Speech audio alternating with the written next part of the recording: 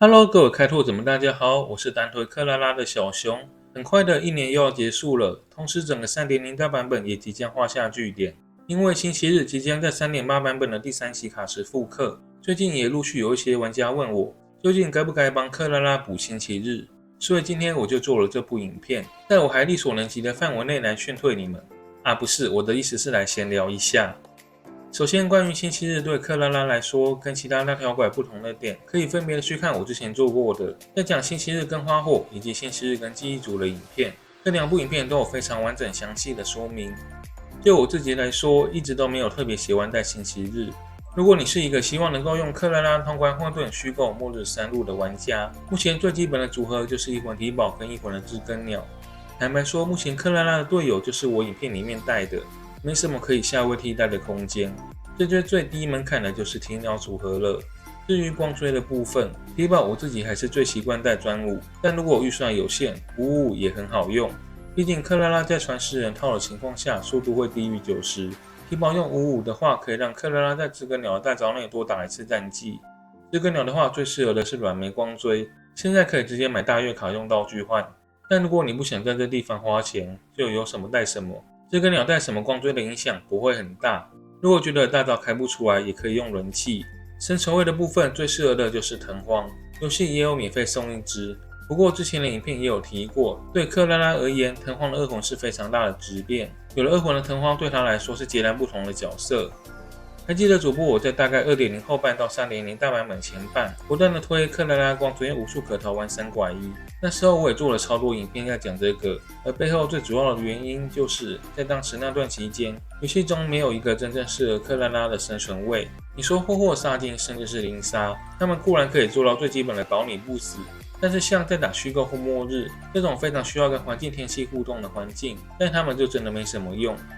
所以那段期間，克拉拉是真的有一種快被燙死的感覺。當然，這個問題在風景出了之後有得到一點點的疏解。但就我也說過的，風景對克拉拉來說其實沒有什麼機制上的幫助，就只是一個可以打傷害的生存位而已。但在這個隊伍裡面，風景的下限也是他的上限。畢竟他跟克拉拉是不同體系的角色，需要的隊友也不同。像現在水溫又上漲之後，你應該就可以感受到我之前說過的，當你開始覺得風景的傷害對克拉拉來說已經不太夠之後，你是沒有太多地方可以補金再去提升的。而藤荒才可以說是克拉拉的救命稻草，在有了藤荒之後，我基本上就不會再想討論3拐1或是帶其他的生存位，因為它跟克拉拉之間的機制真的太契合了。有了二魂以後的藤荒，算是完全解放了强化龙鱗的輸出倍率還有攻擊次數，可以說是一個倍率拐。現在有了老 C， 如果還想玩，像是大黑塔或黃泉，可能會需要帶3拐1會比較好。一旦帶的生存傷害就會不夠，遇到那種生存壓力大的關卡就會玩得很不舒服。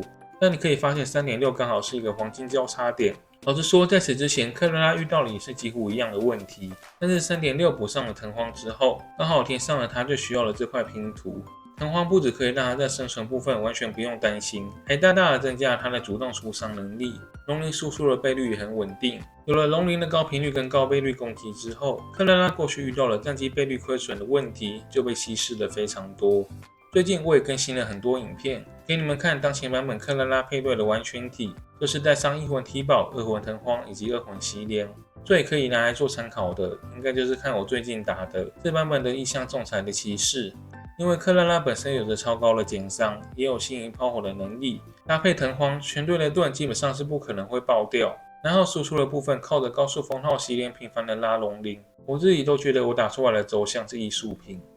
在這隊裡面，星期日跟熄蓮是完全沒得比的。星期日的行動次數太慢了，一輪就動那麼幾次，又常常都是無效拉條。而熄蓮不一樣的地方在於，它拉條龍鱗的方式是用大招。所以實在上熄蓮在搭配二魂藤荒的時候，可以非常靈活的透過手動殺戮終結技，去精準的控制什麼時候要拉龍鱗起來。甚至說像我在打那種會叫小怪出來的怪物，像是針直蟲，我還可以先把隊友的招式都扣着，等小怪一被叫出來，再馬上的讓強化龍鱗去打一波爆發。對克拉拉來說，襲團這個組合就有點像是當初進 2.0 的時候我在推花鳥的那個概念，都屬於是一個跟先前的隊伍有着非常大的質變。雖然角色沒有被直接的加強，但在整體玩起來的機制上會是一個脫胎換骨的體驗，因為你可以透過2個隊友的大招去手動的拉龍鱗。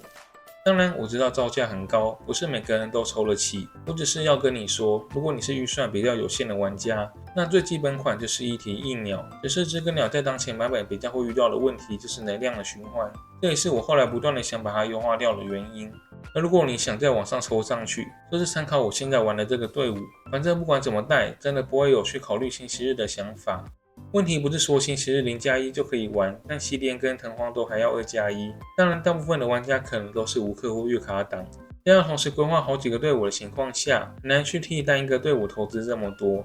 但我只是想要說，在這種預算相對有限的情況下，我覺得你其實可以少抽一個星期日，也不要去抽雲梨磚，把預算全部都集中了灌在那些真正關鍵的輔助上。如果你覺得我現在帶的隊伍是2+1，很貴，你玩不起，所以去抽一個看起來好像0+1就是完全體的星期日，我的想法是何必呢？說實在的，如果你手上的預算有限，繼續用記憶組就好。在帶藤荒的情況下，星期日比記憶組強很多沒錯，但這兩個一個是限定5星，一個是不用抽的主角。如果你真的有那個多餘的抽數，為什麼不先投資在藤荒的二魂上呢？與其抽個0+1的星期日配0星魂的藤荒，表現出那種我全隊都是0+0或0+1，因為是平民所以只能這樣抽不起星魂的樣子，還不如優先的把藤荒抽上二魂，隊友先帶記憶組，之後如果有多的預算，再去慢慢的換成我現在帶的西煉或者其他的。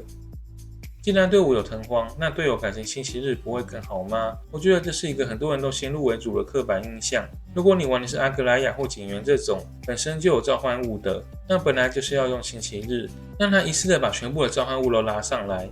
可是對於其他自身沒有召喚物的角色來說，像是克拉拉，可能本來就已經有一個適配的隊友組合了，以前不帶星期日，自然就是有它背後的原因。那你現在為了迎合藤荒而去踢掉原本更好的隊友，就是一種驅逐仕旅的行為。如果你要我說真心話，在接下来的版本，如果你還想要克拉拉繼續能上場，那你什麼都可以沒有，就是不可以沒有二魂藤荒，甚至除非以後出現了更適合的隊友，不然最慢在西連下次復刻的時候，我建議你也要嘗試看看把他的二魂抽到手。就像我最近影片展示的，克拉拉在帶上這個新組合之後，不止客觀上的輸入數值有着非常大的提升，在出傷的主動性上也跟以前完全不一樣。